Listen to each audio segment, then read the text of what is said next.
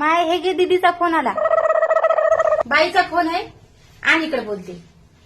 Hello बाई, मी बोलायले म्हणलं. माय काय करायली, करमायलं का? हो करमायलं.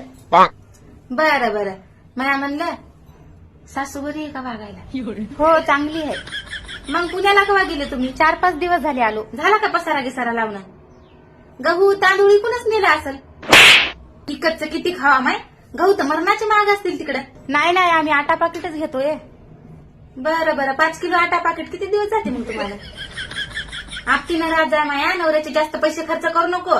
ते शॉपिंग फिटिंग करून चिंदाड्यामध्ये पैसे घालू नको बिनकामाचे. सांगायला पाहिजे तुला. हा आहे माय, तेच मला देतात दर महिन्याला पैसे खर्चायला. अगं ते देते असतील, पण तू टकुर चली की जरासं. आता तो बाप मला रोज येतो टाकाय पैसे देते, पण मी खर्चिते का?